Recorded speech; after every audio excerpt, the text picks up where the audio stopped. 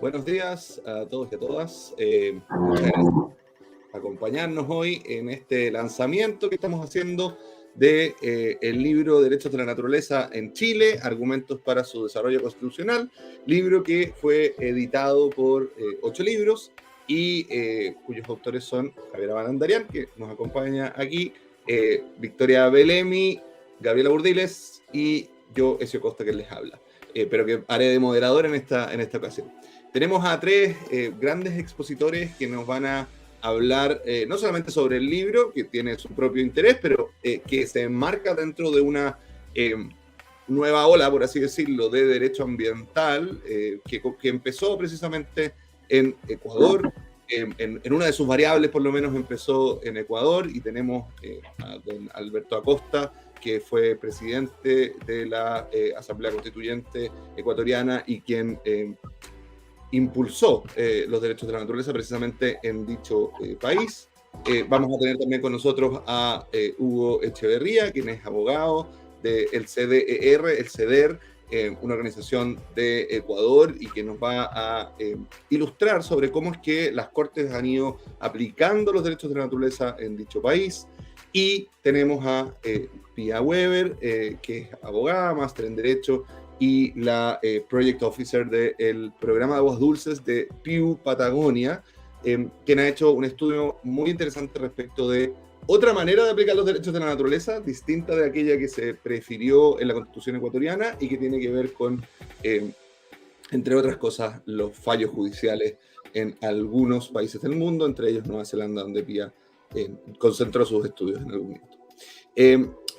Sin más presentación, vamos a comenzar entonces con las exposiciones de nuestros grandes expositores, partiendo por Pia Weber. Pia, la pantalla es suya. Muchas gracias, Ezio, por la presentación. Primero que todo, agradecer por permitirme estar aquí participando en esta presentación de este libro. Bueno, y hoy día yo quiero brevemente contar un poquito de qué se trata el libro, la estructura, para también motivar a las personas a que se den el tiempo de leerlo. Es un excelente trabajo, es un libro bastante interesante de leer, está bastante didáctico, contiene muchos ejemplos prácticos de lo que ha significado hoy día el reconocimiento de los derechos a la naturaleza, y trata a través de su texto de ir aclarando qué es lo que significa este reconocimiento. En Chile estamos viviendo un momento histórico donde tenemos que decidir si vamos a plasmar los derechos de la naturaleza en nuestra nueva Constitución, y muchas personas quizás no entienden qué es lo que esto significaría en la práctica, y eso es lo que el libro también trata un poco de ir dilucidando. Hoy día son casi 28 países que están activamente debatiendo o usando los derechos de la naturaleza en sus marcos regulatorios, y Chile en este proceso también está discutiéndolo. En términos de la estructura del libro, es un libro que se compone de 7 capítulos.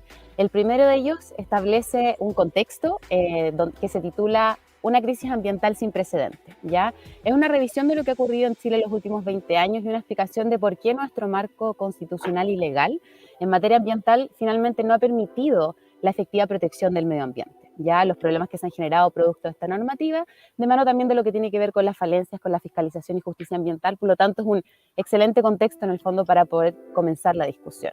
Luego el capítulo segundo, que se titula Entendiendo los derechos de la naturaleza, creo que es como el corazón del libro, es de los capítulos más claros y centrales, y trata de ir respondiendo ciertas preguntas que son clave en la discusión. Primero, ¿qué es lo que entendemos por naturaleza? ¿Cuáles son los derechos que tiene la naturaleza? Relevándose a lo largo de este capítulo y el texto en general, que la naturaleza tiene el derecho a existir, a persistir y mantener sus ciclos vitales y a ser respetada y restaurada. También se pregunta el libro qué tipos de normas usamos para reconocer los derechos de la naturaleza, y es una revisión muy breve de lo que ha ocurrido a nivel constitucional, a nivel legal, a nivel municipal también, y que ha ocurrido con algunos casos. ¿Cuál es la jerarquía de los derechos de la naturaleza? Si los estamos reconociendo. Y finalmente las últimas 2 preguntas que tienen que ver con quién va a representar a la naturaleza y cómo se pueden o puede la naturaleza tener guardianes, ¿ya? Entonces, si ustedes leen este capítulo, van a tener una visión mucho más clara de lo que significa este movimiento y qué significa en la práctica. Luego, en el capítulo tercero, se pasan a revisar lo que son las experiencias prácticas en el mundo de los derechos de la naturaleza.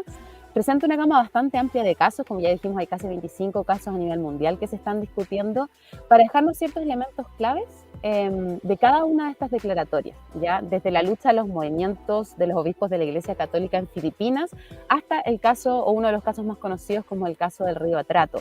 Entonces, es para que ustedes también entiendan la transversalidad, no solamente de la discusión, sino que también de las organizaciones y movimientos que están empujando esta declaratoria de derechos de la naturaleza, ¿ya?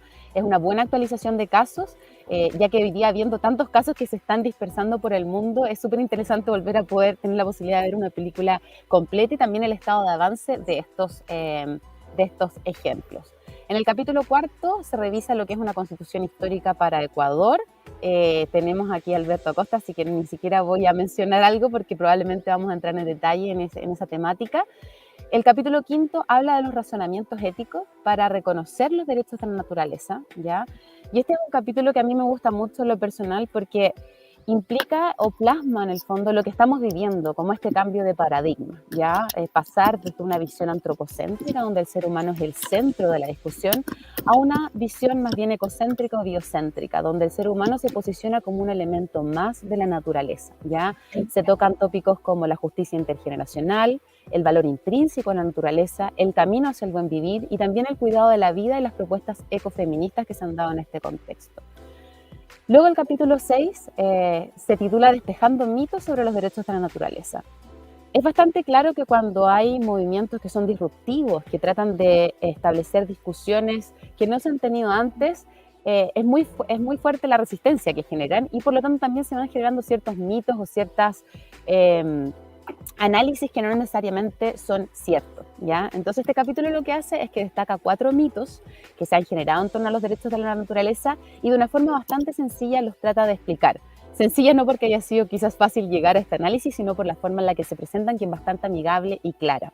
El mito 1 establece que darle derechos a la naturaleza es un gesto simbólico o publicitario de escasa utilidad. El mito 2 establece que el derecho es por esencia antropocéntrico y debe ser siempre el ser humano el centro. El mito 3 es que la naturaleza no puede tener derechos al no poder cumplir deberes. Y finalmente el mito 4 es si se reconocen los derechos a la naturaleza, hay un riesgo de detener toda la actividad económica. Si les interesa en el fondo saber cómo se resuelven estos mitos o por qué son falsos en el fondo, los invito a leer el libro. Luego finalmente el capítulo 6 da paso a lo que son las reflexiones finales. Es un libro bastante completo y bastante integral en términos de la revisión de todo lo que está ocurriendo a nivel mundial, así que solo me quedo en el fondo con dejar los invitados a que lo lean. Es un texto que no solamente va a ser de utilidad una vez que se logre consagrar los derechos de la Constitución, sino que también para toda la discusión que va a venir después, que tiene que ver en el fondo con cómo se va a operacionalizar este reconocimiento constitucional de los derechos. Así que felicitar nomás al equipo de trabajo por este excelente libro y agradecida de invitarme a participar de esta presentación. Muchísimas gracias a ti, Pía. Además que ahora encuentro más entretenido el libro en tus palabras que cuando nosotros lo escribimos. Con ese fondo también de naturaleza, una maravilla escucharte. Muchas gracias. Vamos a continuar con Javiera Barandarian. Javiera es profesora de la Universidad de Berkeley y es una de las coautoras del libro. Javiera, todo suyo. Hola a todos, un gusto saludarlos. Gracias, Ezio. Gracias, Pía, por ese resumen. Estoy de acuerdo que aún más divertido y lindo el libro y el proyecto, escucharlo en tus palabras. Yo quería contar un poco de por qué decidimos hacer este ejercicio, de escribir este libro juntos. Y el objetivo realmente era crear un texto que fuera ameno, que fuera accesible para todo el mundo, desde alguien que nunca ha pensado mucho sobre la protección de la naturaleza hasta personas que quizás sí tienen una preocupación o que quizás sí han estado vinculados con organizaciones, incluso quizás muy vinculados, pero que no conocen muy bien de qué se tratan estos derechos de la naturaleza. Para mí fue un momento importante durante el estallido estar yendo a cabildos, a unos cabildos organizados por organizaciones ambientalistas donde había gente del aparato público que se dedicaba a estos temas y escucharlos decir Bueno, pero ¿qué han conseguido? ¿Qué se ha logrado con los derechos de la naturaleza? Y una sensación de que había un debate incluso entre la gente más conocedora muy superficial y sin mucha información sobre casos concretos. Entonces, eso fue parte de nuestra motivación, de acercar este tema a un público amplio, a todos los chilenos que ahora estamos viviendo este momento tan histórico, como decía Pía, y donde ojalá, yo espero, vamos a tener la opción de estar votando por aprobando una constitución que va a incluir los derechos de la naturaleza. El capítulo 3 es quizás mi favorito, es el que cuenta como este repaso así rapidísimo de algunas experiencias emblemáticas del mundo: Estados Unidos, India, Filipinas, Nueva Zelanda, Australia y Colombia. Y elegimos esos casos partiendo mucho del trabajo del CDER de Estados Unidos, que es una organización realmente mundial que se ha dedicado a coordinar toda una red de profesionales, de personas, activistas, abogados por todo el mundo que están promoviendo los derechos de la naturaleza en muchos países, y han hecho un gran trabajo de resaltar estas experiencias por distintos países del mundo. Y lo que da cuenta es del activismo que existe a nivel municipal, entre comunidades indígenas, entre políticos, o sea, políticos electos, agentes del Estado. Entonces, es un grupo muy amplio de personas y de organizaciones que están luchando por el reconocimiento de los derechos de la naturaleza. Y eso para mí es súper importante, como dijo Pía, para un país como Chile, es algo también que yo he escuchado, importante resaltar que ahí es la Iglesia Católica que realmente ha tomado un rol de liderazgo. Entonces, esta muestra de esta transversalidad, esta flexibilidad simbólica y efectiva que tienen los derechos de la naturaleza, que me parecen muy importantes. Como dije, es un trabajo colectivo con 4 coautores. 3 de nosotros somos abogados ambientalistas con una gran trayectoria en Chile, luchando en las cortes, en los litigios con las comunidades por los derechos de la protección de la naturaleza. Yo, en cambio, vengo más del mundo académico, de la investigación en ciencias sociales, estudiando temas de regulación y de conflicto socioambiental. Y yo creo que este equipo así un poco interdisciplinar fue una fuerza que tuvimos. Eso nos ayudó en las conversaciones entre nosotros y el proceso de traducir conceptos políticos, conceptos judiciales, legales, que pueden ser muy complicados, ir traduciéndolos porque nos los teníamos que explicar unos a los otros, y eso desde luego ayudó a ir aterrizando un poco el lenguaje para que sea más ameno y más accesible a todos.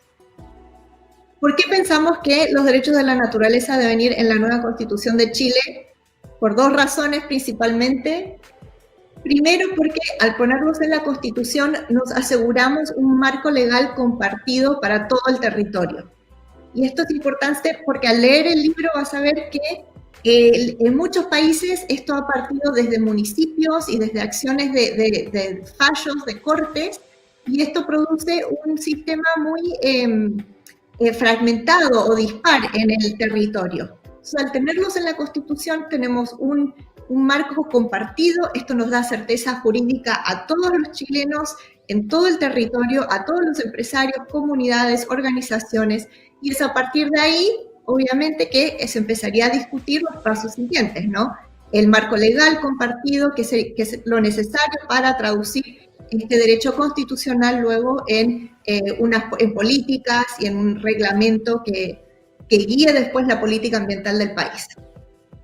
Segundo, también la experiencia mundial muestra que los derechos de la naturaleza son una buena herramienta, una herramienta totalmente necesaria en el mundo hoy, dada esta crisis ambiental existencial sin precedentes que estamos viviendo, para avanzar hacia la protección de la naturaleza. Entonces, en solo 15 años, 2006 es cuando un pueblito en Pensilvania, en Estados Unidos, adoptó derechos de la naturaleza en su municipio. 2008, Ecuador en su constitución. Es muy poco tiempo en términos legales, políticos, culturales, espirituales, para un cambio tan profundo, pero en tan poquito tiempo ya son 29 países en el mundo donde hay cierto grado de avance de lograr introducir los derechos de la naturaleza, pasos concretos hacia eso. Entonces, para mí, realmente esto ya es mi opinión personal, pero para mí a este ritmo es más temprano que tarde que se van a instalar globalmente los derechos de la naturaleza, y entonces pienso que es una oportunidad histórica importante para Chile tenerlos en la Constitución para tener este marco compartido y esta certeza jurídica para todos. Con eso los dejo ahora para entrar más de lleno en el caso de Ecuador, que es o sea, un ejemplo para todos, yo creo, importantísimo y fascinante. Muchas gracias. Muchísimas gracias, Javiera, también por expresar una parte importante del espíritu que movió este libro. Javiera es la principal precursora de que hayamos escrito este libro, fue ella la que nos aleonó, la que nos fue a buscar, la que dijo hagamos esto, miremos esto, así que muchas gracias, Javiera, por la presentación, pero principalmente por haber hecho todo este trabajo de empujarnos a los demás también a que hiciéramos este libro, sin lo cual no estaríamos hoy día aquí, así que muchas gracias. Vamos a dar paso a Hugo Echeverría. Como les decía, Hugo trabaja viene en representación del CEDER y nos va a hablar sobre la experiencia práctica de los derechos de la naturaleza en Ecuador. Hugo, la pantalla es suya. Muy buenos días, muchísimas gracias, Ezio, y también extiendo mi agradecimiento a Javiera, a Pía por la invitación para participar en este evento, y un saludo para Alberto Acosta, quien fue presidente de la constituyente que incorporó los derechos de la naturaleza en el Ecuador. Y esa parte se lo voy a dejar a él para que nos explique con absoluto conocimiento de causa.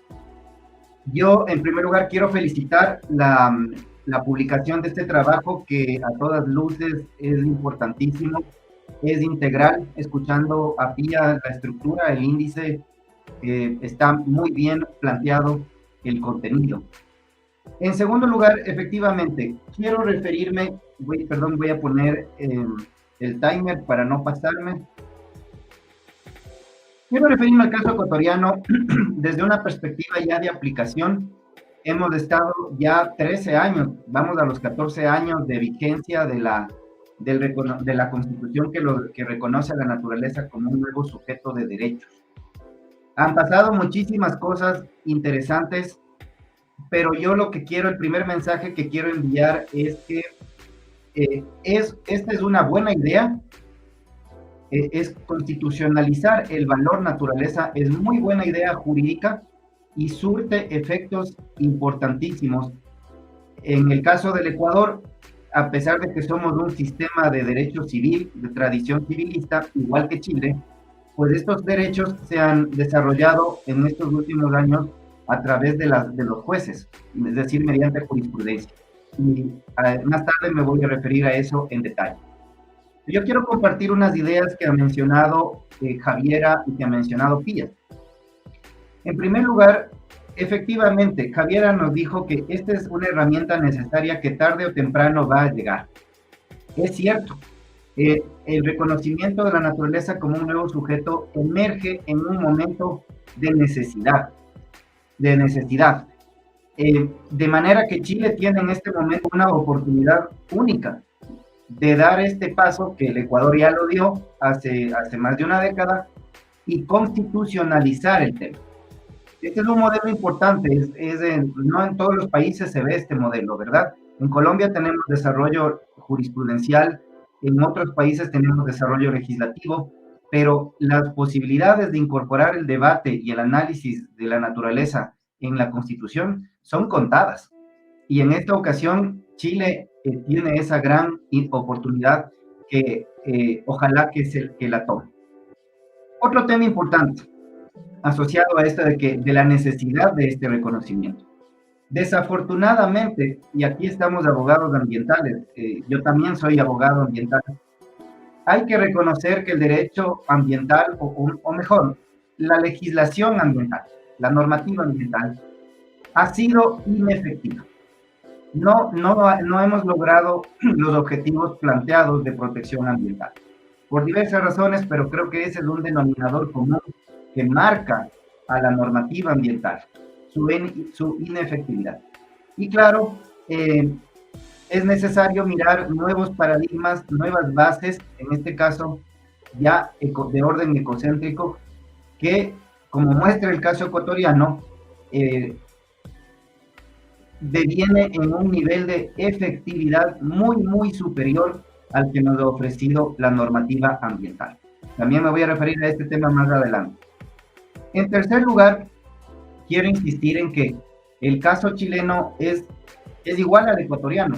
Compartimos el mismo sistema, la misma tradición jurídica, tenemos las mismas pautas constitucionales, y el caso del Ecuador es totalmente replicable porque se basa en una lógica de derecho constitucional. ¿A qué me refiero con esto? El momento en que se incorpora la naturaleza como un valor constitucional por sí misma, no como un recurso de utilidad para el ser humano, en ese momento la naturaleza accede a un conjunto de herramientas que brinda el derecho constitucional en nuestros países. Por ejemplo, acceso a garantías jurisdiccionales que solo están habilitadas para derechos constitucionales. Entonces, los procesos constitucionales son mucho más efectivos, mucho más rápidos inclusive, que un proceso penal, que un proceso civil o cualquier otro de los que aplican en materia ambiental. Entonces, esa es la importancia de constitucionalizar este tema ya desde el punto de vista práctico. Por otro lado, es interesante ver lo que ha pasado en el Ecuador. En el último semestre del 2021, la Corte Constitucional del Ecuador, que es el órgano de aplicación de la norma constitucional más importante del país, a la fecha va dictando ya 6 decisiones cuyo eje central son los derechos de la naturaleza. Y esas decisiones están empezando ya a dotarle de contenido a estos nuevos derechos. Y es importante ver, por ejemplo, que cómo el momento en que este tema se analiza por parte de jueces constitucionales, ya no es un tema ambiental, entre comillas, solamente ambiental, ¿ya? Sino que se convierte en un análisis constitucional en la misma condición, en la misma jerarquía, como si fuese un análisis del derecho a la propiedad, que en todos nuestros países es un derecho fundamental, ¿verdad? O el derecho a la vida, o el derecho a la salud.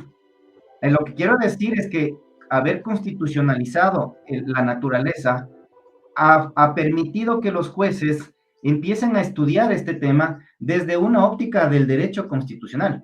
Quienes somos abogados sabemos pues que la Constitución es la norma suprema y pues todos miramos los ojos siempre a la Constitución. Está sobre la ley, está sobre los tratados y por ende los jueces dan mucha importancia a estas problemáticas. Al punto que en un caso importantísimo que acaba de resolver la Corte decidió que para proteger el hábitat, escuchen esto porque el derecho ambiental lamentablemente, por lo menos en el Ecuador, nunca logró ese nivel de efectividad. Para proteger el hábitat de cientos de especies que estaban amenazadas de extinción, un escenario bastante extremo, ¿verdad? Especies que están en peligro de extinción. Para proteger su hábitat, la Corte dispuso la anulación o dejar sin efecto permisos a 2 importantes proyectos mineros que estaban en fase ya de exploración. Entonces, fíjense, esto en el Ecuador del derecho ambiental nunca hubiese ocurrido, nunca ocurrió de hecho, pero ahora la Corte dice, bueno, este tema de evitar la extinción de las especies está previsto en la Constitución expresamente en el capítulo de los derechos de la naturaleza, y lo que a nosotros nos corresponde hacer es tomar medidas restrictivas porque así lo prevé la norma suprema. Este no es un tema basado en temas ambientales o en asuntos simbólicos o filosóficos, sino ya de aplicación del texto constitucional como si fuese cualquier otro caso. Lo mismo hizo la Corte en el mes de septiembre al declarar la inconstitucionalidad de una disposición de la ley ambiental. Vean eso. Resulta que la ley ambiental es inconstitucional porque no cumplió el estándar de los derechos de la naturaleza en cuanto a la protección de los manglares. Así es que estos son los primeros resultados que arroja el reconocimiento constitucional de la naturaleza como sujeto de derechos. Y una palabra final. Los abogados hasta el día de hoy manifiestan sus reparos acerca de este tema. Al abogado le resulta muy difícil entender que la naturaleza puede ser un sujeto, porque todos sabemos pues, que la naturaleza en el Código Civil es un objeto. Pero no ha pasado nada, no es que se ha acabado el ordenamiento jurídico por haber dado este paso, de manera que creo que es importante también enviar un mensaje de tranquilidad. No se va a acabar el mundo por dar un cambio como este. Tampoco es que se va a parar el desarrollo económico de un país. Lo que está pasando es que los estándares están elevándose. Es decir, se está logrando un nivel que desde los años 80 o 70 venimos aspirando con el derecho ambiental. Ahora sí se está logrando un nivel adecuado, efectivo, de cuidado de la naturaleza. Algo que todos nosotros queríamos desde hace décadas, pues hoy está lográndose en el caso del Ecuador y ojalá que sea el caso chileno de la mano de estos derechos de la naturaleza. Cierro mencionando que yo coincido con Javiera, los derechos de la naturaleza llegaron para quedarse. Ya no hay marcha atrás. Y esto lo señala la Corte Interamericana de Derechos Humanos en la opinión consultiva que analiza la relación entre el medio ambiente y la naturaleza, y los derechos humanos. La Corte señala y reconoce en un pie de página que ya es suficiente, digamos, nos dice que los derechos de la naturaleza se han convertido en una tendencia en tan solo 15 años. Muchísimas gracias. Si es que hay preguntas, encantados para atenderlas más adelante.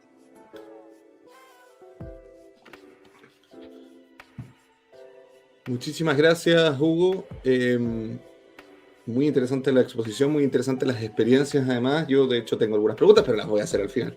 Y está muy en línea, además, sobre todo las alocuciones que hiciste respecto de calmar ciertos temores reverenciales que tienen muchos de nuestros colegas a la manera en que se ha venido llevando el derecho. Es parte de lo que este libro pretende, es desbancar ese tipo de mitologías respecto a los derechos de la naturaleza. Así que muchísimas gracias, Hugo.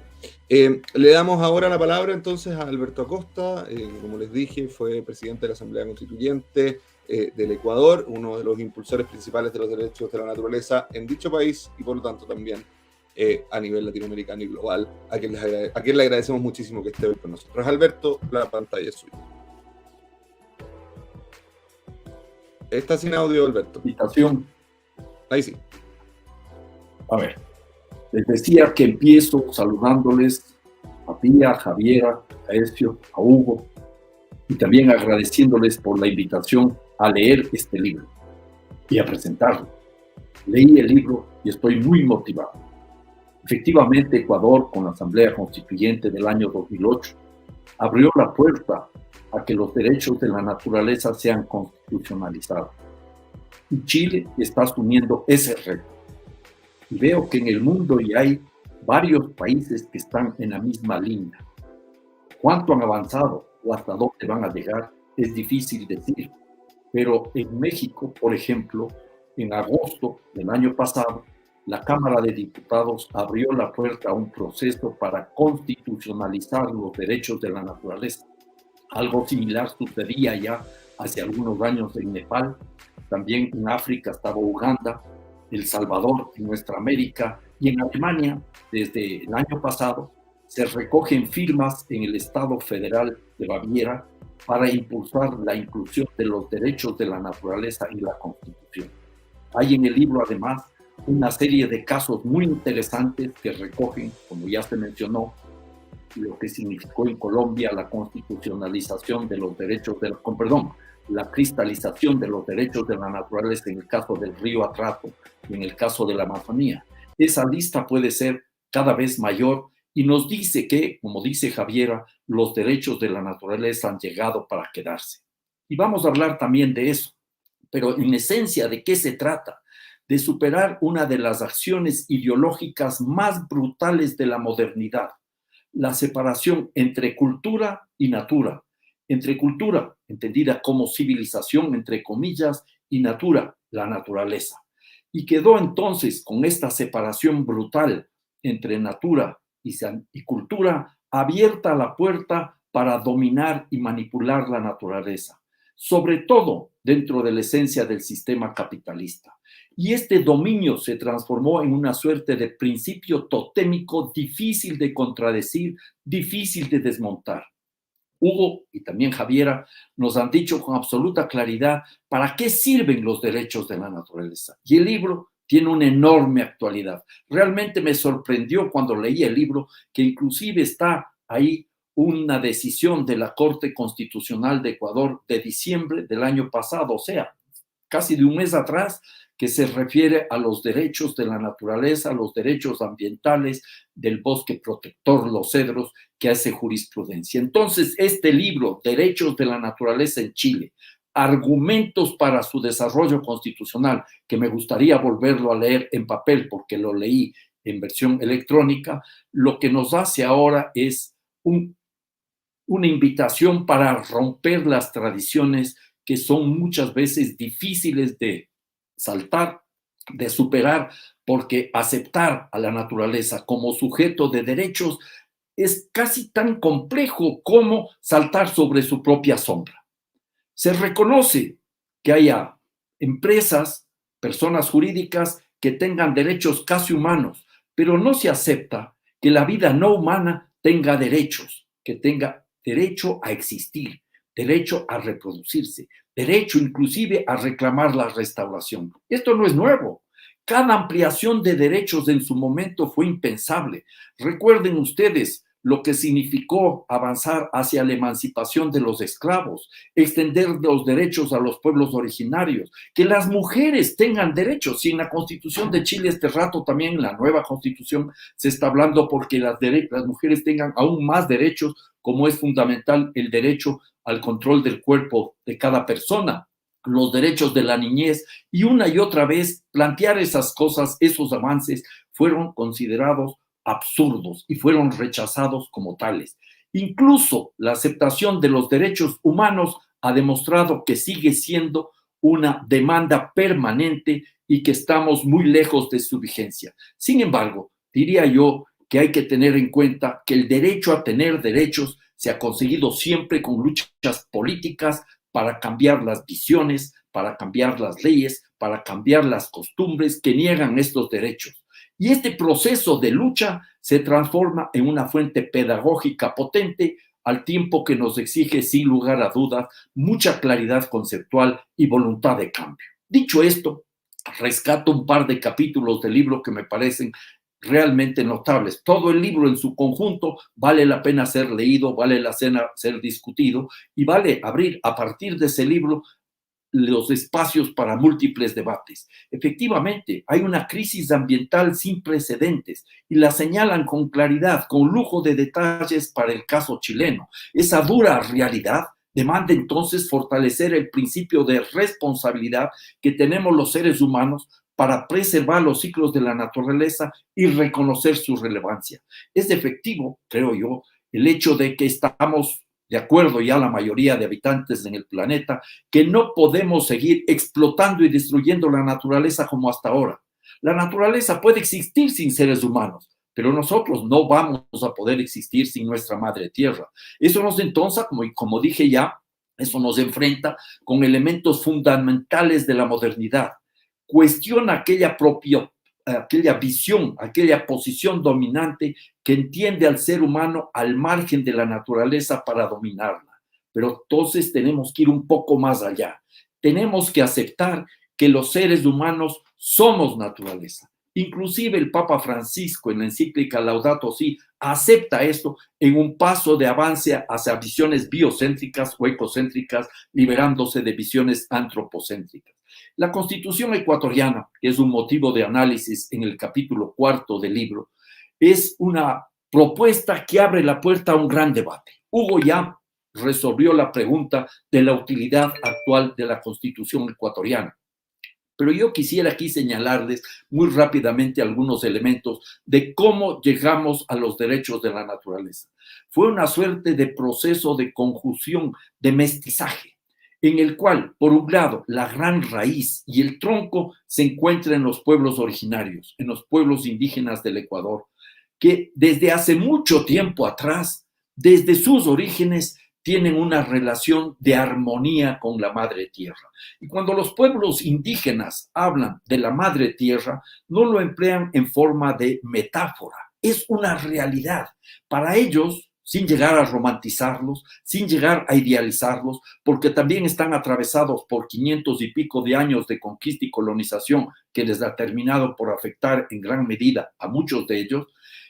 Para ellos es evidente que la madre tiene derechos a existir sin que necesariamente estén escritos en un código, en un documento, sean plasmados en el papel. Ese es el punto de partida y ese es el tronco profundo. Y en ese escenario nosotros tenemos que asumir, por ejemplo, todo lo que sí que significa el buen vivir, como dicen en el pueblo mapuche, el Cumemogen, o en quichua en Ecuador, suma causa o al causa, que entiende al ser humano como parte de un todo que está integrado, esa relacionalidad, esa interdependencia que es fundamental. Y eso nos plantea entonces experiencias, visiones, prácticas de los pueblos originarios en donde el ser humano es parte de una comunidad humana y el ser humano también es parte de una comunidad natural. Y ahí asoma el principio básico de las armonías o de los equilibrios. Insisto entonces que en Montecristi, donde se realizó la Asamblea Constituyente del año 2007-2008, se avanzó en base a un proceso de mestizaje. El tronco surge y las raíces desde los pueblos originarios, pero hubo una serie de procesos que venían a fortalecer esta lucha con las resistencias ecologistas, con los avances ambientalistas y con distintas lecturas que permitieron llegar a cristalizar los derechos de la naturaleza, que nos garantizan que la naturaleza tiene el derecho a existir, el derecho a reproducirse, el derecho a mantener sus ciclos vitales por un lado, y por otro lado se establece también el derecho a la restauración, que me parece que es un principio básico y fundamental. Hay dos principios adicionales, como el principio de la restricción y el principio de la precaución, que son elementos fundamentales del capítulo de la Constitución, artículos 71 a 74, donde se plasman los derechos de la naturaleza. Pero hay otros asuntos adicionales que son también importantes. Yo diría aquí que es básico entender que esta discusión tiene una larga historia.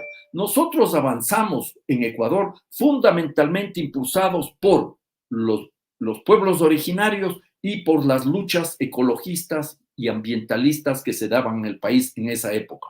Pero posteriormente comprendimos que no estábamos abriendo la puerta a una discusión nueva, sino que ya había elementos anteriores. Piensen simplemente en la visión de la religión católica, desde Francisco de Asís a Papa Francisco, hay un continuismo. También los aportes que hizo, por ejemplo, Baruch Spinoza, ese célebre judío holandés hace ya más de 400 años. Luego podríamos llegar a épocas más modernas como James Lovelock, Lynn Margulis, Christoph Stone, inclusive desde la literatura, Italo Calvino en su libro El varón rampante o el varón volador de 1957 ya prefiguraba la posibilidad de derechos de la naturaleza. Y aquí un punto fundamental.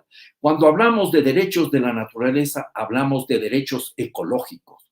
Cuando hablamos de derechos ambientales, nos remitimos a su origen, que son los derechos humanos. Hay una diferenciación de los mismos, pero se engarzan y se complementan. Derechos de la naturaleza y derechos humanos van de la mano. Justicia ecológica y justicia social van de la mano. No puede haber la una sin la otra. Y en ese escenario quisiera yo avanzar con un par de reflexiones adicionales en relación a un punto que me gustó muchísimo. El capítulo 2, entendiendo los derechos de la naturaleza, en el cual nos hacen una serie de preguntas fundamentales, indispensables para entender lo que significan los derechos de la naturaleza. Una de ellas y me remito a la experiencia de la Asamblea Constituyente, ¿quién representa los derechos de la naturaleza? Cuando estábamos en los debates constituyentes, algún asambleísta de la vertiente conservadora de la derecha reclamaba y me decía, señor presidente, o sea que ustedes van a establecer comisarías para que las loras, comisarías para que los perros, comisarías para que los gatos vayan a plantear sus reclamos. De una manera, así una alusión con las comisarías de las mujeres establecidas años atrás, en donde las mujeres pueden plantear sus reclamos cuando son violentadas. Era entonces un proceso difícil de aceptar, pero claro, estos personajes aceptan que empresas, sociedades jurídicas tengan derechos casi humanos, pero no que la madre tierra tenga derechos a existir. No aceptan tampoco que la madre tierra tenga valores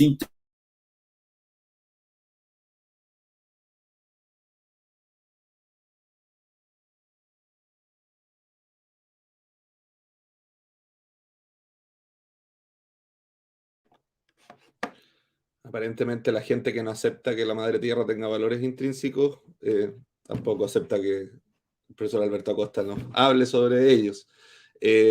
Lamentablemente se le debe haber quedado congelado el internet. Vamos a esperar algunos minutos que se le descongele. Yo, por mientras, les aprovecho de comentar respecto de la materialidad del libro en cuestión, que está siendo lanzado hoy, pero va a estar disponible primero como libro digital durante esta semana y luego como libro físico desde la última semana de febrero. ¿Por qué esto? Y es importante entenderlo no solamente por el marco de este libro, sino que tiene mucho que ver con la discusión que estamos teniendo. No se están pudiendo imprimir libros en Chile a propósito de que hay un corte en la cadena de suministro del papel. Como muchos de ustedes y muchas de ustedes se habrán dado cuenta, hay cortes en las cadenas de suministro de varias cosas y no están llegando a Chile, no solo a Chile, a todos los países del mundo, no están llegando distintas cosas cuyas cadenas de suministro están interrumpidas. Hay dos explicaciones que tradicionalmente están dando los economistas sobre estos problemas de la cadena de suministro. Una, que ha sido mucho más difundida, tiene que ver con el aumento de la demanda después de la pandemia, después, entre miles de comillas, porque seguimos en la pandemia, pero después de las cuarentenas, de los lockdowns, entonces habría aumentado mucho la demanda y eso habría cortado las cadenas de suministro. Esa explicación, sin embargo, tiene otra que compite con ella y que probablemente ambas tienen algo de razón, ¿no? Y la segunda razón es la crisis climática y ecológica. Es el hecho de que, a propósito de la multiplicación de los desastres climáticos, hay muchos productos que ha sido más difícil producirlos. Y también hay cadenas de suministro que se han cortado a propósito de, por ejemplo, tormentas que han roto puertos o caminos con los cuales se conectaban ciertos lugares. Incluso más, hay quienes postulan en esta segunda visión que también existiría un problema en la cadena de suministros a propósito de la falta de materias primas, producto de la sobreexplotación, y que entonces habrían algunas materias primas que no estaría dando abasto simplemente la producción global para la cantidad de consumo. Esto, por supuesto, nos tiene que llamar muchísimo la atención, porque estamos en un modo y en una intensidad de explotación para el cual el planeta no da abasto, o sea, estamos destruyendo la capacidad planetaria de regeneración y ni siquiera así estamos siendo capaces de darle suficiente materiales al mundo para su demanda. Esa estructura de producción y consumo estaba ya agotada antes de esto, sin dudas, pero lo que está sucediendo hoy día nos debe llamar aún más la atención sobre lo agotada que está y por tanto la necesidad de bajar la producción, bajar el consumo, también enfocar el consumo en actividades de cuidado, en servicios, en bienes reutilizados, reciclados, etc. Esa reflexión va muy de la mano con lo que se está intentando hacer en nuestro país con la Constitución ecológica y particularmente con los derechos de la naturaleza. No sé si Alberto estará de vuelta. No, sigue su imagen ahí congelada. Bueno, mientras Alberto regresa, porque evidentemente queremos seguir escuchándolo, vamos a dar de todas maneras paso a las preguntas del público presente. Ahí se terminó de caer Alberto. Eso es un paso importante para volver a estar en línea. Emilio Arnés pregunta en YouTube, y esta es una pregunta para Hugo. Dice, ¿la falta de efectividad que menciona Hugo afectará la persecución penal del ecocidio? Como buscamos que suceda desde Chile Sin Ecocidio, una organización chilena que se llama Chile Sin Ecocidio. ¿Cómo ven el futuro de la práctica de este tipo de legislación? O sea, la pregunta, Hugo, es sobre la posibilidad de legislar respecto al ecocidio a propósito de los derechos de la naturaleza. Gracias. Bueno, como saben, existe una propuesta de reforma ni más ni menos que del Estatuto de Roma, que abarca temas penales internacionales para incluir al ecocidio como el quinto crimen de carácter internacional. Si van por esa vertiente, pues no hay problemas de inefectividad, porque no es un tema de derecho ambiental, sino va mucho más allá, es un tema de derecho penal internacional. Ahora, no sé si Emilio se refiera al ecocidio o a la figura de delito ambiental en Chile, que no sé si exista en la legislación penal, pero sí es preocupante. Yo les digo, yo soy abogado y he trabajado 22 años en este tema, y a mí me preocupa mucho el nivel de inefectividad del derecho ambiental. Sí, es una situación muy, muy grave que de alguna manera ha venido a ser resuelta por estos nuevos derechos de la naturaleza. Ese es el mensaje que yo quiero enviar al final del día, ¿no? Jurídicamente es importante que la naturaleza sea constitucionalizada. Ya no estamos en el campo penal, ya no estamos en el campo civil, ya no estamos en el ámbito administrativo, en el que desgraciadamente el medio ambiente siempre ha sido un bien jurídico de segunda categoría. Hay que decirlo. Frente en el concepto de qué preferimos, de economía, desarrollo, sociedad, el ambiente siempre ha quedado fuera de la discusión, ¿verdad? Entonces, se consiguen licencias y se puede generar toda clase de impacto ambiental. Y eso es lo que los derechos de la naturaleza están corrigiendo. Esa distorsión es la que se está corrigiendo. Con los casos que están incluso mencionados en la obra, ¿verdad? Que son casos básicamente son una crítica al estándar ambiental, ¿sí? La Corte la ha dicho con claridad que los procesos de evaluación de impacto ambiental, por ejemplo, no deben ser meros trámites. Así califica la Corte, sino que deben atender la sustancia del problema, deben fundamentarse en la ciencia y en la técnica, algo que el derecho ambiental ha venido pregonando desde sus orígenes, pero que nunca pasó. Entonces, fíjense este cambio de paradigma, los efectos prácticos y reales que está generando, ¿no?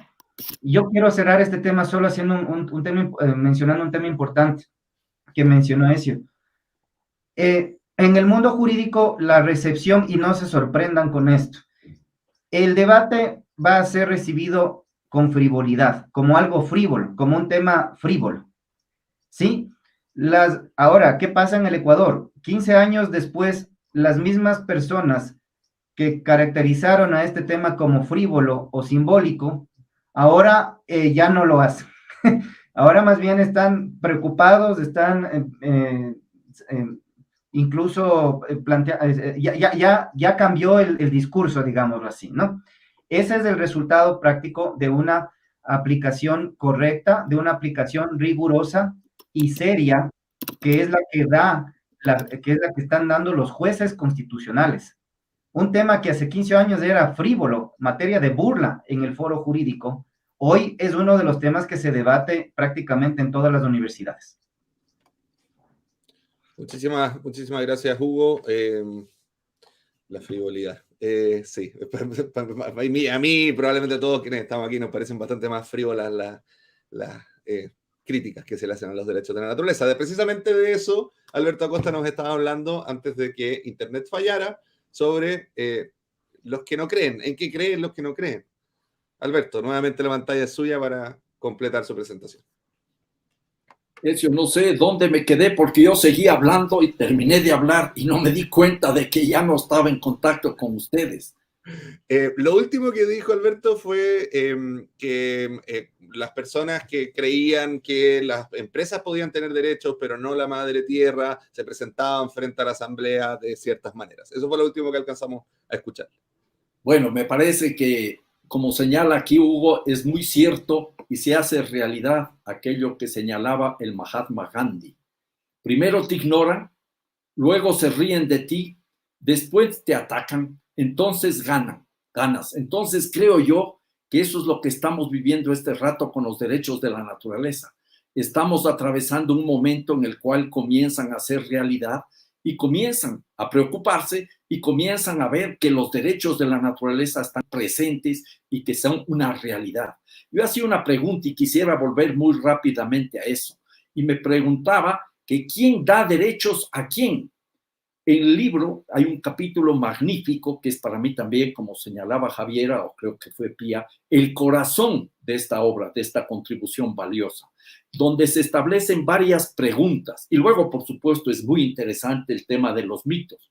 Sin pretender cerrar ese listado de cuestiones, de preguntas, aceptemos que en realidad quien nos da el derecho a la vida es la naturaleza. La naturaleza deberíamos entenderla como una condición básica de nuestra existencia. Es la base de los derechos colectivos, es la base de los derechos individuales. Y de ser eso así, es la base de la libertad misma. Así como la libertad individual solo puede ejercerse dentro del marco de los derechos de los demás seres humanos, la libertad de los individuos y la libertad colectiva solo puede ejercerse en el marco de los derechos de la naturaleza, derechos que engloban a todos los seres vivos, tengan o no utilidad para los seres humanos. El reconocimiento entonces de esta subjetividad jurídica del medio natural es una suerte de expresión de un concepto de libertad que refleja la integración ecológica objetiva existente entre los seres humanos.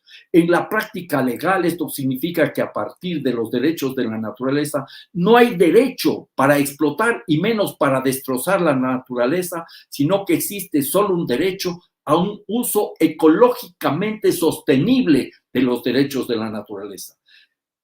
Podría yo recoger la frase de un profesor alemán, Klaus Bosselmann, que nos decía que los derechos de la naturaleza son la base misma de la libertad. Sin derechos de la naturaleza, dice él textualmente, la libertad es una ilusión. Y entonces tengamos presente que la naturaleza en su permanente búsqueda por lograr los equilibrios no se equivoca. Este es un aporte fundamental del libro, toda esta discusión. Y entonces yo anotaría que lo que se trata aquí no es simplemente de una discusión en el ámbito jurídico. Hay que dar un giro copernicano también en el ámbito económico, en el ámbito social y en el ámbito político, con un alcance global a todas luces.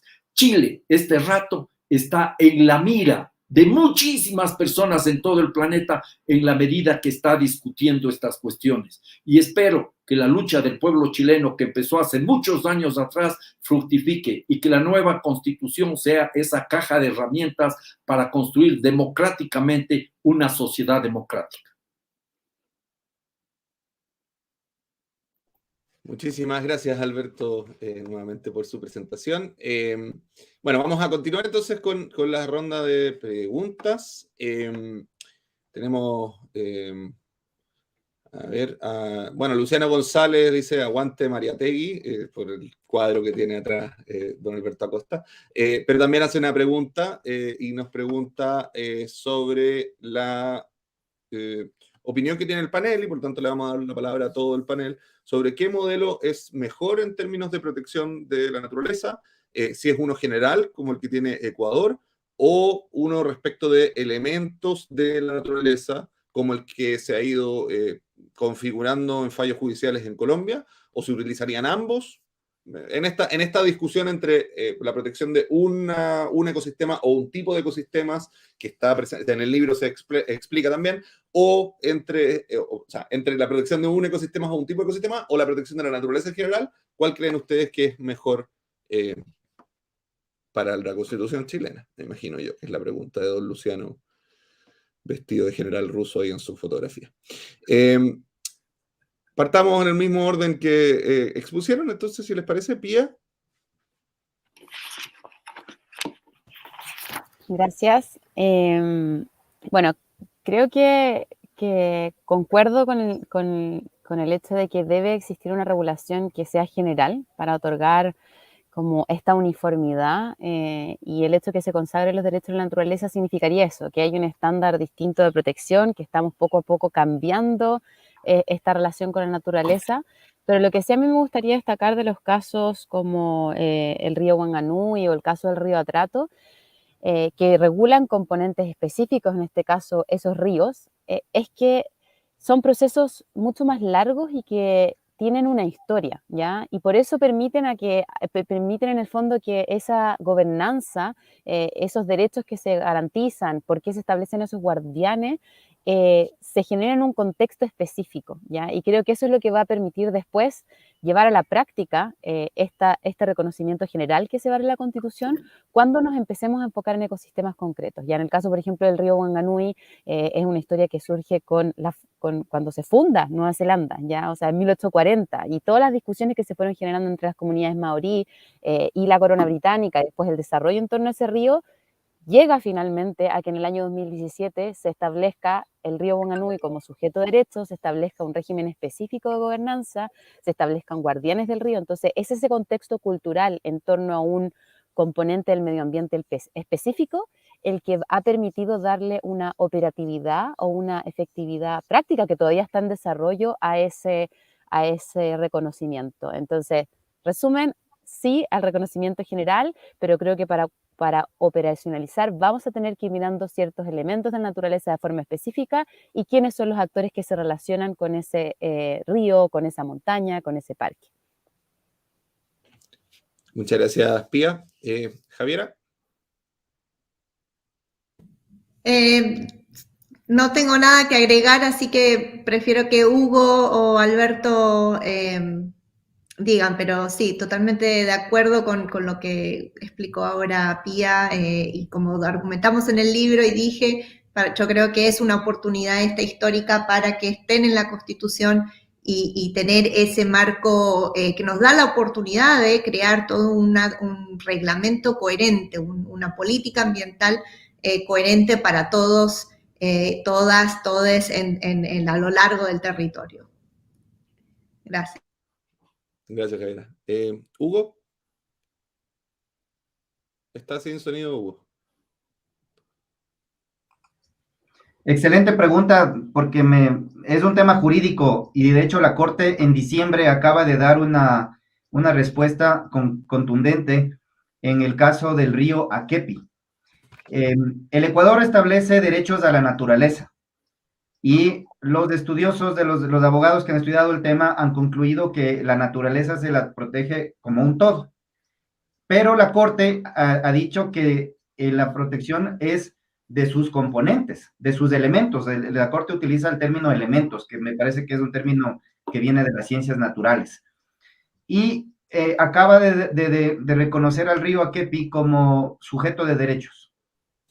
Entonces, está tomando la Corte la vertiente de abarcar en el ámbito de los derechos de la naturaleza el todo y sus elementos. Ahora último, la Corte se apresta a resolver un caso muy, muy interesante que tiene que ver con derechos de los animales, ¿sí? Entonces, en este caso, que trata sobre una primate, muy similar a los casos de Argentina o al caso del oso chucho en Colombia, que todos conocemos, la Corte escogió un caso de una primate para analizar precisamente este punto jurídico de si dentro del ámbito de los derechos de la naturaleza se puede empezar a revisar el tema del estatus jurídico de los animales. Todavía no hay sentencia en este caso, pero está a las puertas de resolverse este asunto. De manera que lo que quiero decir es que es saludable que el texto constitucional incorpore una visión general, es decir, de la naturaleza, porque luego a través de la jurisprudencia se va también precisando esto, que los elementos también se acogen a esa garantía constitucional. Muchas gracias, Hugo. Alberto. Rápidamente, anotaría que es preciso entender el valor que tienen los derechos de la naturaleza como un todo y luego hay que darles vida, hay que irles aterrizando en la práctica. Lo ideal sería que en la Constitución chilena se reconozcan los derechos de la naturaleza en su integralidad, pero que se abra también las puertas para ir haciendo realidad y eso exigirá muchos procesos adicionales.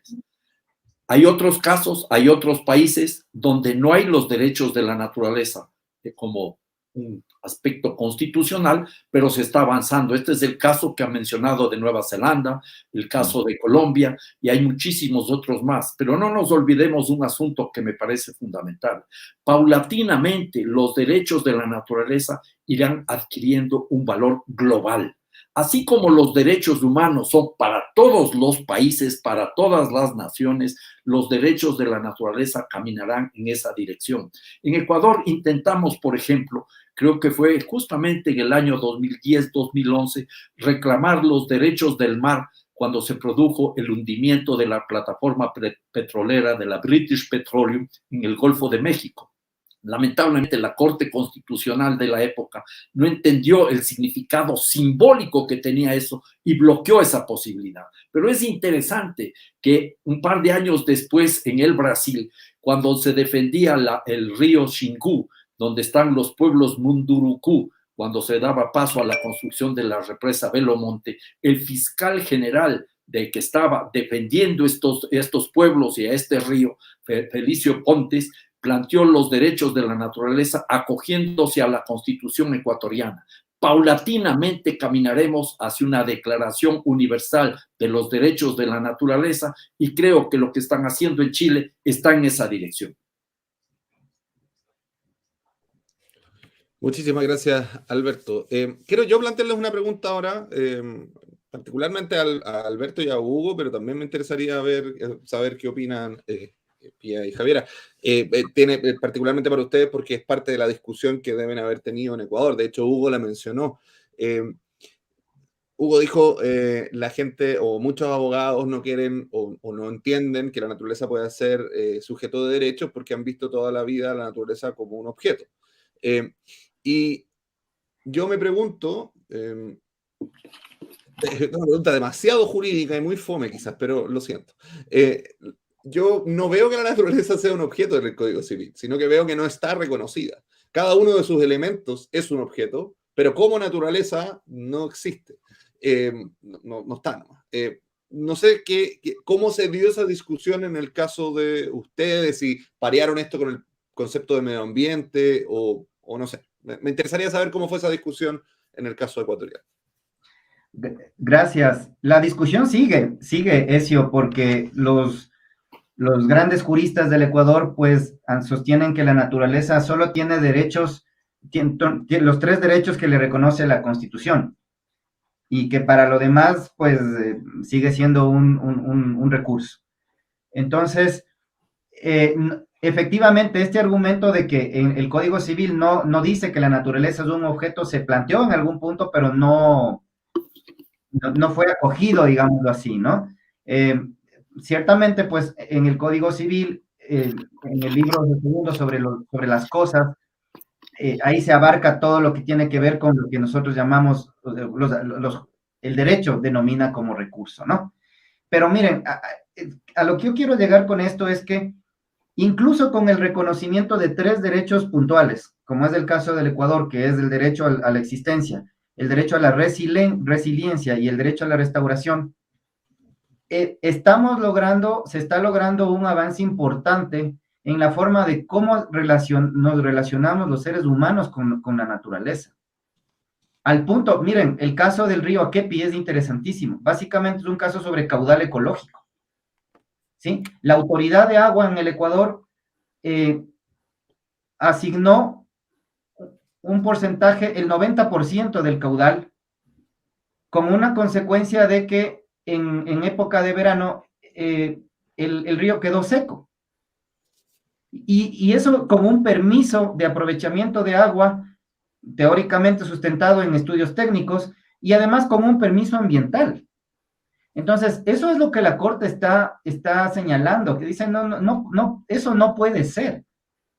No puedes dejarle seco a un río a título de otorgar un caudal ecológico, que en este caso no era ni siquiera para un proyecto hidroeléctrico, era para un proyecto de riego.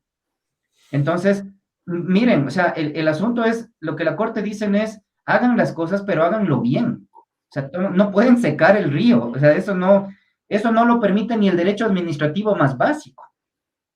¿Ya? Entonces, por ahí va la cosa, y ese es el impacto práctico que este tema está teniendo ya en el mundo jurídico, ¿no?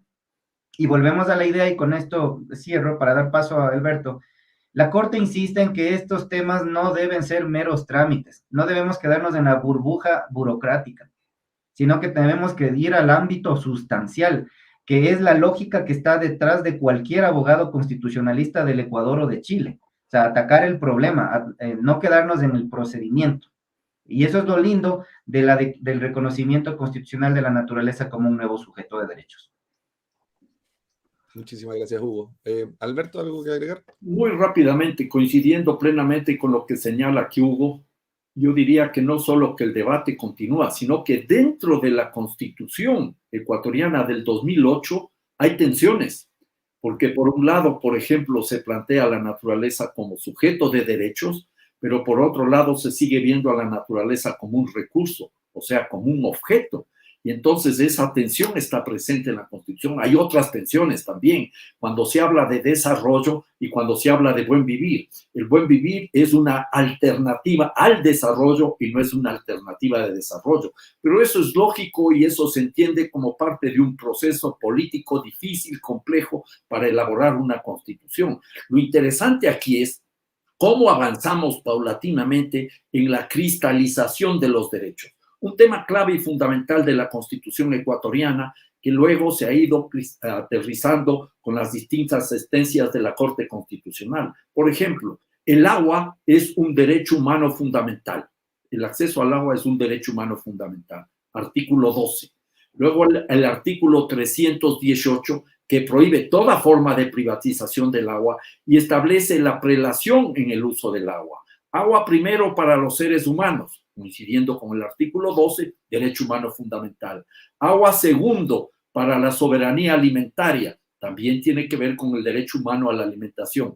Agua tercero, garantizándole al líquido vital el ciclo de vida, el ciclo ecológico de vida. Entonces ahí asoma una forma de aproximarse desde los derechos de la naturaleza para garantizar el agua. Y entonces recién en un cuarto punto aparece el agua para una actividad productiva. Son elementos muy interesantes que caminan, por ejemplo, en dirección a un cambio también económico. La desmercantilización del agua como un primer paso para la desmercantilización de la naturaleza. Algo que a mi juicio es fundamental es el hecho de que hay que, con los derechos de la naturaleza, dar un paso adicional.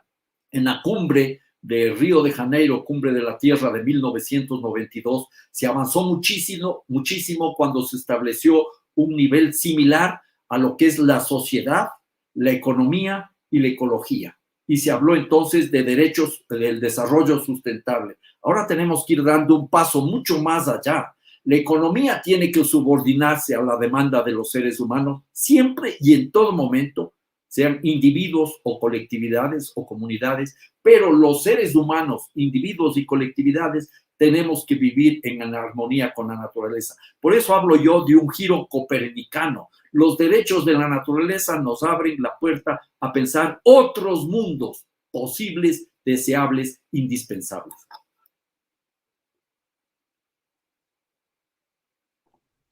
Muchísimas gracias, Alberto. Pía, Javiera, ¿quieren agregar algo más?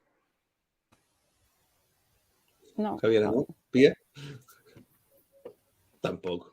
Ok, muy bien. Vamos a ir con la última pregunta que tenemos desde el... Tenemos otras preguntas en el chat, pero vamos a ir con la última por cuestiones de tiempo. ¿Cómo nos preguntan Nicole Mansuy? Yo voy a mezclar las dos preguntas, así podemos contestarlas todas. Porque Nicole Mansuy pregunta cómo se proyecta conciliar o cómo se puede conciliar los derechos económicos con los derechos de la naturaleza y si es que esa contraposición es aparente o no. y vamos a tomar eso, o si es que les es posible tomarlo, sería muy agradable, desde lo que plantea Ramón Balcázar, quien dice que los derechos de la naturaleza pueden encontrar quizás algún tipo de resistencia en quienes están proyectando la transición socioecológica como una transición hacia el capitalismo verde. Eso no lo dice Ramón, pero lo digo yo, porque dice una transición energética sustentada en el extractivismo. Él se plantea particularmente con el caso del litio y los salares, donde la destrucción de los salares para obtener el litio es pintada por ciertos actores como una actividad o una cuestión que resultaría beneficiosa para el medio ambiente porque, bueno, vamos a tener motores eléctricos y así podremos congestionar nuestras ciudades con autos hechos con otros materiales. Y salvar el medio ambiente, teóricamente, dicen ellos, ¿no? Entonces, derechos económicos y derechos de la naturaleza. Uno, derechos de la naturaleza y transición socioecológica, extractivista, cómo se enfrentan estas cosas. Dos. ¿Quién quiere partir con estas preguntas tan sencillas? Muchas gracias. Para tesis de grado estas preguntas, pero a ver, verán, el caso ecuatoriano por eso yo les decía, también hay que mandar un mensaje de tranquilidad. No significa, reconocer derechos de la naturaleza no significa volver a la edad de piedra. Por favor, o sea, este es otro de los argumentos que también se plantearon con fuerza, ¿no? De que nos vamos a quedar sin luz, sin agua, no podemos respirar porque ya dañamos a la naturaleza. No, no es así. Y tan no es así que la Corte se ha encargado de decir en varios casos que lo que se busca es que se logre de verdad un complemento. ¿Ya? Algo que el discurso del desarrollo sustentable nos ha planteado desde el año 87, pero que lamentablemente no hemos logrado en la práctica. Entonces, el caso del caudal, por ejemplo. La Corte no ha dicho no a las hidroeléctricas o no al proyecto de riego. Lo que ha dicho la Corte es, oiga, pero por favor no le seque al río, o sea, haga bien las cosas. Y le ordena, o sea, es tan interesante estos casos porque la Corte, vean, le ordena a la autoridad ambiental que vuelva a hacer los reglamentos para calcular bien el caudal. ¿Sí? O sea, literalmente la Corte le está diciendo al Ejecutivo, y algunos critican esto porque creen que es una intromisión en el Poder Ejecutivo, pero le está diciendo, oiga, su reglamento ambiental no sirve, porque está secando el río. Entonces, eso no acepta ni siquiera el derecho administrativo del siglo XII, o sea, por favor. Entonces, menos aún debería aceptarlo el derecho ambiental y, por supuesto, no le acepta el derecho constitucional de la naturaleza. Acaba de hacer lo mismo con la minería. Grandes proyectos, importantes proyectos desde el punto de vista económico para el país. El Ecuador, desgraciadamente, se ha convertido en un país minero. Ya no es petrolero, ahora es minero. Entonces, y le ha dicho, pero ¿sabe qué? Haga minería, pero bien. Y en algunos lugares no va a poder hacer minería. O sea, el sector minero ha dicho, ha interpretado que no se puede hacer minería solo en áreas protegidas, pero la Corte le dijo, está equivocado. Tampoco puede hacer minería en hábitats de especies que están en peligro de extinción, en virtud de los derechos de la naturaleza. Y en donde sí puede hacer minería, pues hágalo bien. Y hacerlo bien significa no solamente sacar una licencia ambiental que le permite bajarse una montaña, sino elevar los estándares a niveles realmente que garanticen los derechos que la Constitución reconoce a la naturaleza, ¿no? Que no le alteren, que le permitan seguir existiendo. Eso es básicamente lo que plantea la Corte en tan solo 6 casos. Ojo, esto es importante. No es que en el Ecuador ya se agotó la doctrina o ya tenemos una teoría. No, estamos empezando, pero hemos empezado de tal manera que ya tenemos muchísimo para compartir y para argumentar. Genial, muchas gracias, Hugo. Le cuesta a la minería entender que hay lugares donde no se puede hacer minería. En ese trabajo estamos en todos lados. Pía. A mí me gustaría hacer unas puntualizaciones adicionales, Ezio. Sí, después de Pía, Alberto. O de Pía, de acuerdo. Dale. Creí que no querían hablar ellas, dije que claro. No, la pregunta es sencilla, pero vamos a tratar de más que dar una respuesta, quizás algunas reflexiones en torno a cómo se concilia esto de los derechos de la naturaleza y la economía. Claramente va a generar problemas en el fondo o conflictos ir avanzando en una mayor garantía porque a nadie le gusta cambiar el statu quo, a nadie le gusta que le digan cosas que antes, o sea, antes cosas que podías hacer hoy día ya no las vas a poder hacer. Y en términos de cómo avanzamos, yo creo que hay dos cosas que son importantes y que tiene que ver con la escala en la que se desarrollan ciertas acciones. Es muy distinto pensar en, por ejemplo, energías renovables no convencionales, en un par de paneles solares para abastecimiento local, que pensar en tapizar todo el desierto de Atacama con paneles solares. Yo creo que eso es algo que sigue la lógica en cómo nos desarrollamos y que finalmente nos va a pasar de un problema a otro.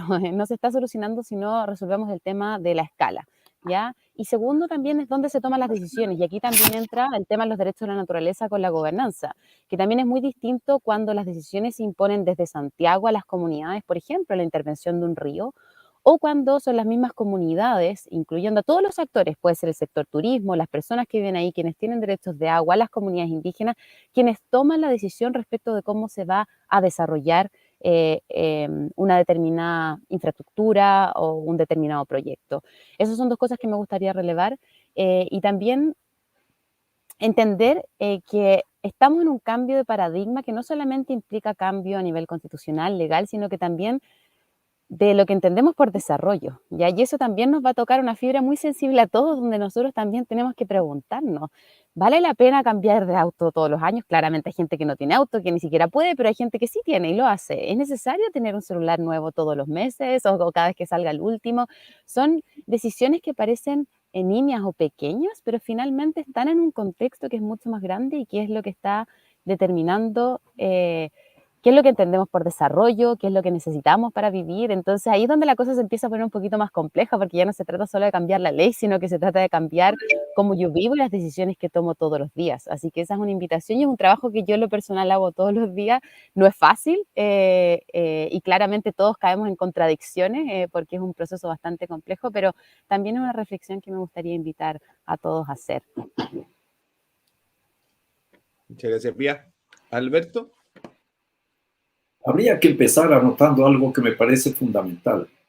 Una constitución entendida como una herramienta transformadora va a generar resistencias. Y es lo normal, es lo lógico. Eso es lo que está demandando la sociedad chilena. El estallido de octubre del año 2019 no pedía simplemente cambios cosméticos, pide cambios profundos, radicales, porque hay que ir a la raíz de los problemas para encontrar las mejores respuestas de forma consensuada, democrática, participativa. Entonces, no me sorprenda que haya resistencia, eso está claro. En relación a los temas de fondo planteados que me parecen fundamentales y ojalá nos den la oportunidad para profundizarlos en otra ocasión, haría yo un par de puntualizaciones que me parecen también indispensables. Uno, no se trata solo de garantizar la existencia de la naturaleza a secas, porque si nos preocupamos solo del tema ambiental a secas y nos olvidamos de los seres humanos, estaríamos haciendo un ejercicio de jardinería. Y eso no es el sentido de los derechos de la naturaleza. Los derechos de la naturaleza van estrictamente vinculados, imbricados con los derechos humanos. Por eso dije algún momento que no puede haber justicia ecológica sin justicia social y tampoco habrá justicia social sin justicia ecológica. Los dos elementos son fundamentales para pensar otras formas de relacionarnos. Y ahí nos menciona Hugo algo que es clave y lo hace desde la reflexión jurídica con manera muy precisa en relación a un río. Se entrega la concesión de un río, sea para riego o para un proyecto hidroeléctrico, y se seca el río. A la postre, ¿quiénes van a ser afectados? Los mismos beneficiarios de esa concesión, porque están poniendo en riesgo el mismo equilibrio ecológico. Entonces, algo de racionalidad, de sensibilidad, del sentido común debería actuar en ese escenario. Pero claro, no se puede sacrificar con un proyecto minero, por ejemplo, un glaciar. Y entonces, en el caso chileno, habría que comenzar a pensar en no solo cómo superar los territorios de sacrificio, sino también tener territorios sagrados, donde nunca, jamás se puede afectar el equilibrio ecológico. Los glaciares, por ejemplo, son para mí un ejemplo, un caso concreto en Chile.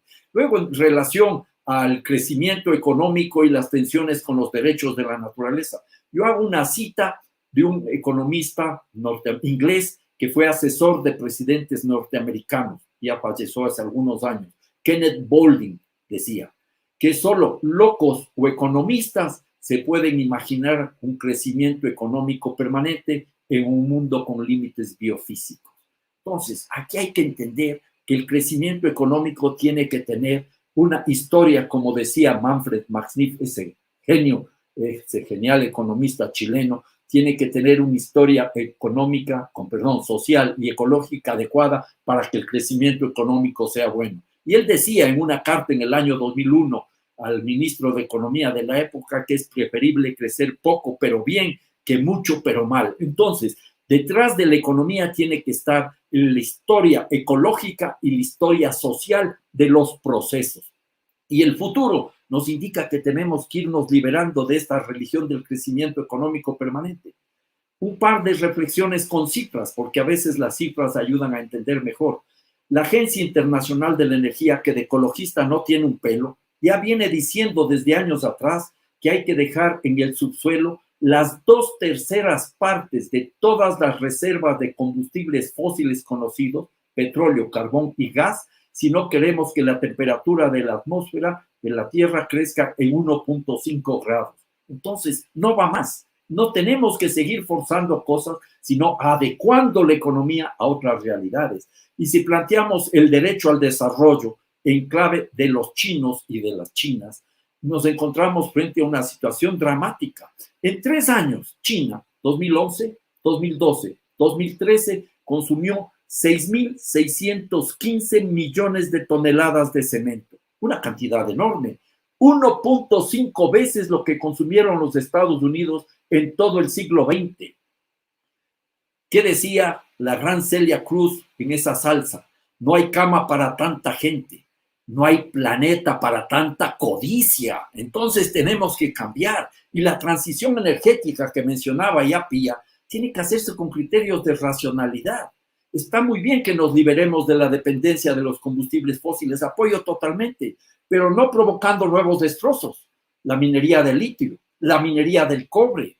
Para producir ahora, por ejemplo, estos generadores de energía eólica, se está demandando madera de balsa, que está destrozando los bosques en Ecuador, sea en la Amazonía o en la costa, porque se utiliza en el alma con resina para los rotores madera de balsa. Entonces, no se trata simplemente de una transición energética corporativa, sino de otro tipo de transición energética que, entre otros muchos puntos, tendrá que también superar esta suerte de dominación perversa del automóvil individual en las ciudades. Hay que caminar hacia sistemas de transporte público que son los que van a garantizar un uso más eficiente de la energía y una mejor relación con la naturaleza. Como pueden ver, el tema se abre, no se queda solo en el ámbito de los abogados, y esto me parece fundamental. Siempre que el tema salga de los abogados es algo importante para el mundo. Javiera, no sé si quieres agregar algo. Bueno, solamente agradecer a todos el excelente panel, todas las ideas, resaltar, quizás por un lado, resaltar todo lo que yo aprendí trabajando con los abogados, así que a todos los que no somos abogados tampoco tenemos que tenerle miedo al derecho, nunca es tarde para aprender un poco más de derecho y sí trabajar juntos y parte para mí de lo que es maravilloso de los derechos de la naturaleza es que permite este diálogo tan rico que cruza lo espiritual, cultural, histórico, material, económico, legal. Y por eso mismo es una herramienta tan útil y que abre tantas puertas y que abre la imaginación para soñar nuevos mundos, porque es un momento histórico en Chile por la Constitución y global por la crisis climática y las transiciones económicas brutales que hay que hacer y que hay que hacer con peso y con urgencia. Yo ahora mismo estoy acá en Alemania Y ha sido un shock, realmente, les comparto a ustedes, ha sido un shock venir desde Santiago y las conversaciones en torno al litio, la movilidad, a la economía, a la minería que estamos teniendo allá, comparado con lo que me estoy encontrando acá. Así que todo lo que podamos hacer para aumentar nuestras voces, darnos más herramientas, soñar nuevos mundos, tenemos que hacerlo de una manera global, de una manera cooperativa, apoyando las resistencias y soñando mundos nuevos. Así que son muchísimos los desafíos, pero creo que también tenemos hoy nuevas herramientas que son las que necesitamos para poder seguir avanzando y progresando en reconstruir el mundo social, socionatural, porque lo que hemos estado haciendo hasta ahora claramente ha fracasado de una manera dramática para mucha gente que vive en ambientes agotados, ¿no? Sobre el litio y Salar de Atacama en particular, agotamiento es como la palabra que hemos estado usando muchos para describir lo que se vive ahí, este agotamiento socioambiental con el agua y toda la situación social también que existe. Así que eso, los animo a leer el libro porque siento yo que abre una puerta para pensar el mundo de otra manera y las relaciones humanas y no humanas de otra manera. Muchas gracias, Javiera. Muchas gracias a Pía, a Alberto, a Hugo por habernos acompañado hoy. Muchas gracias a todos y a todas por haber visto este lanzamiento. Espero que el libro, como les dije, esté disponible primero en EPUB, o sea, como libro digital, a fines de esta semana, y luego como libro físico cuando las cadenas de producción globales lo permitan. Probablemente a fines de febrero, mediados de marzo, ahí en ese periodo se calcula. Gracias también a Gabriela Burdiles y Victoria Belemi, que son las otras dos autoras de este libro. Y bueno, seguiremos discutiendo y conversando sobre derechos de la naturaleza y otros temas de constitución ecológica en los meses que vienen para que efectivamente nos dotemos de una constitución que nos permita afrontar los desafíos del futuro. Que estén muy bien. Hasta luego. Hasta luego, muchas gracias. Un abrazo. Gracias. Un gusto, Gracias a todos. Chao. Chao a todos.